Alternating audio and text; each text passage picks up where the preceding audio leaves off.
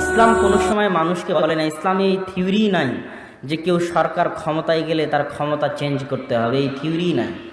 ইসলামের থিওরি হচ্ছে যে ক্ষমতায় গেছে ওকে বলো আপনি ক্ষমতায় থাকেন, কিন্তু দেশ চালান ভালোভাবে আল্লাহর নিয়ম অনুযায়ী, আল্লাহর বিধান অনুযায়ী।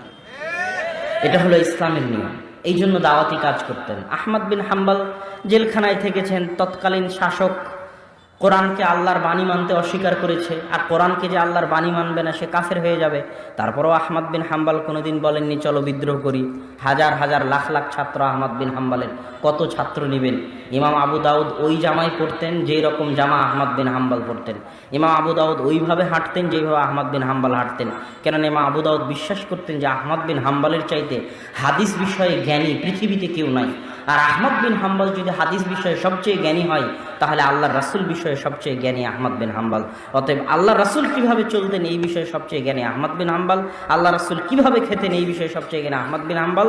তাই আহমদ বিন হাম্বল যখন এভাবে চলে, এভাবে খায়, এভাবে হাঁটে, তা আমি আবু দাউদ আর কি করবো? আমিও আহমদ বিন হাম্বলের মতো চলি, খাই, হাঁটি।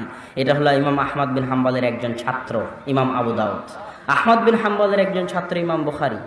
এরকম শত শত হাজারো ছাত্র আছে। আহমদ বিন হাম্বল চাইলে বিদ্রোহের ডাক দিলে একদিনই রাজপথে বেরিয়ে আসতো এরকম হাজারো লাখো ছাত্র। আহমদ বিন হাম্বলের ছিল 10 লক্ষ হাদিসের হাফেজ, কিন্তু তিনি ডাক দেননি।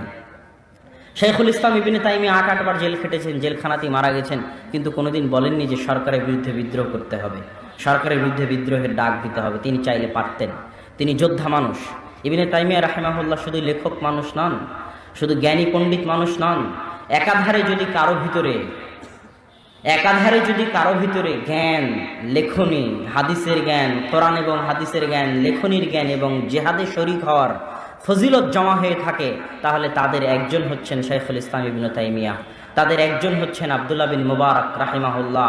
তারা যেমন জিহাদে অংশগ্রহণ করতেন, সেরকম তারা লেখনী এবং বিভিন্ন জগতে তাদের পদচারণা ছিল।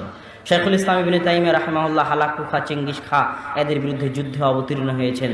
যেই সরকার যা তাদেরকে জেলখানায় বন্দি করে রেখেছে ওই সরকারের সাথেই, তবুও তাদের বিরুদ্ধে বিদ্রোহের ডাক দেননি। মাওলানা আহমদ সারহিন্দি, যাকে বলা হয় মুজাদ্দিদে আলফে সানি নামে যিনি এই দেশে পরিচিত, তিনি বাদশাহ আকবরের সময়ের আলেম। বাদশাহ আকবর যখন দিনে ইলাহি নিয়ে আসলো, দিনে ইলাহি মানে হিন্দু আর ইসলাম দুটাকে মিলিয়ে একটা ধর্ম, সেটা হলো দিনে ইলাহি। এটা হচ্ছে বাদশাহ আকবরের দিন। তখন মুজাদ্দিদে আলফে সানি এটার কঠিন বিরোধিতা করলেন। বাদশাহ আকবর তাকে জেলখানায় ঢুকিয়ে দিলেন। কিন্তু মুজাদ্দিদে আলফে সানি কোনোদিন বলেননি চলো বাদশাহ আকবরের বিরুদ্ধে বিদ্রোহ করি। তিনি চেষ্টা করে গেছেন মরা পর্যন্ত বাদশাহ আকবরকে সংশোধন করা, বিদ্রোহ করে ক্ষমতা থেকে সরানোর নয়। কেন? এত বড় বড় আলেম ওলামা এই কাজে কেন হাত দিলেন না? এই কাজে হাত না দেওয়ার সবচেয়ে বড় কারণ হচ্ছে এই কাজে হাত দিলে নিরাপত্তা চলে যায়। নিরাপত্তা বুঝেন? নিরাপত্তা হচ্ছে আসমানের নিচে জমিনের উপর যতগুলো নেয়ামত আছে তার মধ্যে সবচেয়ে বড় নেয়ামত হচ্ছে নিরাপত্তা। আজকে সিরিয়ার মুসলমানদেরকে জিজ্ঞেস করবেন নিরাপত্তার নেয়ামত কাকে বলে। সৌদির মসজিদে যখন সিরিয়ার মুসলিম মায়েরা ভিক্ষা করে, তখন তাদেরকে জিজ্ঞেস করবেন নিরাপত্তার নেয়ামত কাকে বলে। ইয়েমেনের মা এবং বোনেরা যখন সৌদির মসজিদে ভিক্ষা করে, কাবাঘর মদিনার আশেপাশে যখন ভিক্ষা করে, তখন তাদেরকে জিজ্ঞেস করবেন নিরাপত্তার নিয়ামত কাকে বলে। একদিন তো সিরিয়ায়, ইয়েমেনে নিরাপত্তা তো অন্তত ছিল। আজ আপনার এতগুলো মানুষ এখানে আসছেন, বাড়িতে আপনার বউ ছেলে মেয়ে আছে, তারা তো নিরাপদে আছে নাকি? না তাদেরকে কেউ জবাই করে দিচ্ছে, তাদেরকে কেউ হত্যা করতেছে, না নিরাপত্তা আছে? এই যে নিরাপত্তার নিয়ামত, এই নিয়ামতটুকু বুঝার জ্ঞান খারিজিদের নাই। এই জন্য ইসলামের নিয়ম হচ্ছে কেউ যদি ক্ষমতায় যায় তো 2টা শর্ত ছাড়া তাকে তুমি ক্ষমতা থেকে সরাতে পারবে না। এক, যতক্ষণ না প্রকাশ্য কাফের হয়ে গেছে।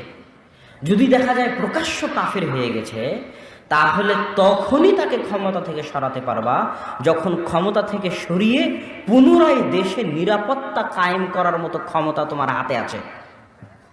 কথা মনে হয় বুঝাতে পারিনি, বুঝতে পারতেছেন?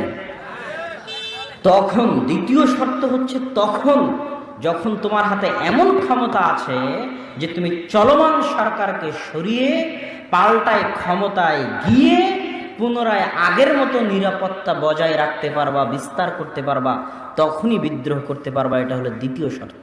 যদি রাষ্ট্রনেতা পূর্ণ কাফের হয়ে গেছে কিন্তু এই ক্ষমতা তোমার নাই যে তুমি তাকে ক্ষমতা থেকে সরিয়ে পুনরায় ক্ষমতা দখল করে সারা দেশে আগের মতো নিরাপত্তা কায়েম করতে পারবা।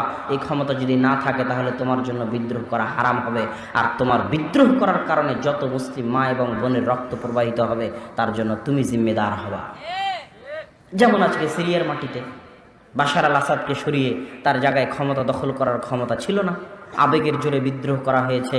আজ সিরিয়ার মাটি মুসলমানদের হাতে আর এক মুসলমানের রক্তে রঞ্জিত, বিশাল ফিতনা। আল্লাহ